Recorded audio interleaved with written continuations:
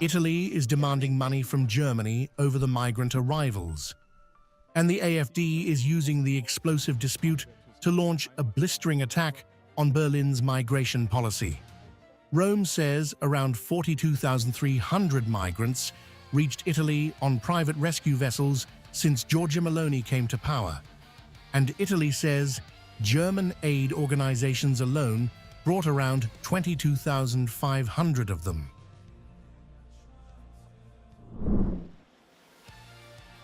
Add vessels operated by other European organizations but sailing under the German flag. And Rome says the German-linked share rises to almost 2/3 of all private ship arrivals. Italy's Interior Minister Matteo Piantedosi now wants financial compensation from Berlin before discussing the transfer of migrants who first entered the EU through Italy. Rome is effectively telling Germany, pay up before we take them back.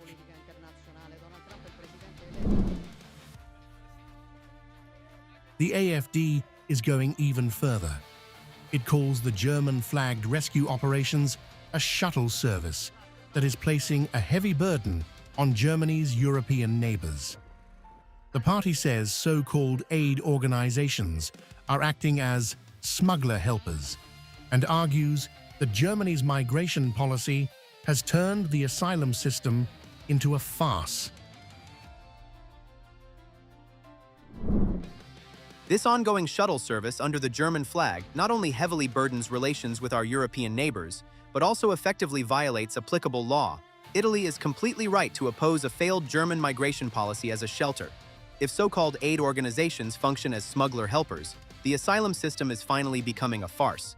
The victims of this ignorance are the citizens of Europe who bear the financial and security costs of this uncontrolled immigration.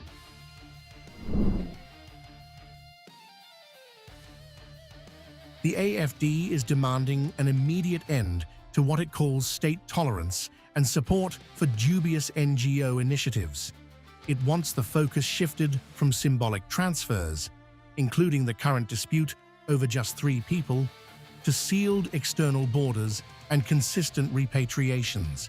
Its message is blunt: stop the NGO operations, stop uncontrolled migration, and start sending migrants back.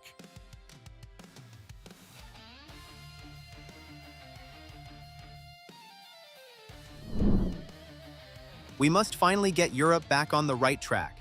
The state's tolerance and support for dubious NGO initiatives must be immediately stopped. Instead of symbolic repatriations of 3 people, our country needs a seamless protection of the external borders and consistent repatriations. The confrontation now puts Rome and Berlin on opposite sides of Europe's migration battle. Italy wants Germany to share the financial burden, while the AfD says Berlin's entire approach has failed, and ordinary Europeans are paying the price through financial and security costs. But the political battle is intensifying, with Rome demanding compensation, while the AfD pushes for a complete overhaul of Germany's migration policy.